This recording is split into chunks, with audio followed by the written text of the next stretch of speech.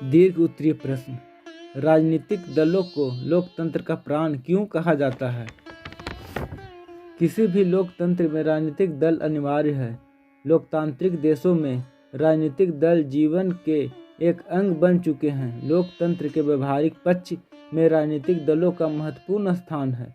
राजनीतिक दल सरकार के संचालन में महत्वपूर्ण भूमिका निभाते हैं। सामान्यतः राजनीतिक दल का आशय ऐसे व्यक्तियों के समूह किसी भी समूह से है जो एक समान उद्देश्य की प्राप्ति के लिए कार्य करता है। यदि उस दल का उद्देश्य राजनीतिक कार्यकलापों से संबंधित होता है तो उसे हम राजनीतिक दल कहते हैं। किसी एक राजनीतिक दल के सदस्य समाज के अन्य लोगों को यह समझाने का प्रयास करते हैं कि उनके सामान्य उद्देश्य दूसरे लोगों के उद्देश्य से बेहतर है।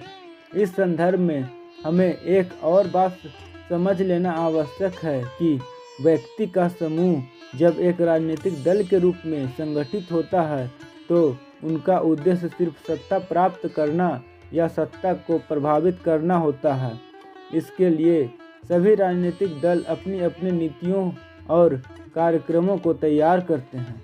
राजनीतिक दल लोकतांत्रिक शासन व्यवस्था में काफ़ी महत्वपूर्ण कार्य करते हैं। जनता की विभिन्न समस्याओं को समाधान में राजनीतिक दल महत्वपूर्ण भूमिका निभाते हैं। राजनीतिक दल इतना महत्वपूर्ण है कि उनके अभाव में लोकतांत्रिक शासन व्यवस्था सफल ढंग से नहीं चल सकती है। राजनीतिक दल देश के लोगों की भावनाओं एवं विचारों को जोड़ने का काम करते हैं।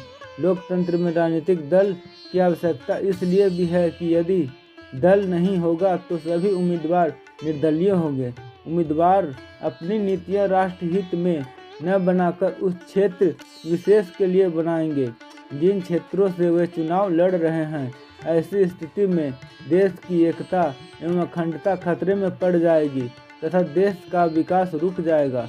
राजनीतिक दल की नीतियां समग्र एवं व्यापक होता है, न कि किसी क्षेत्र विशेष के लिए।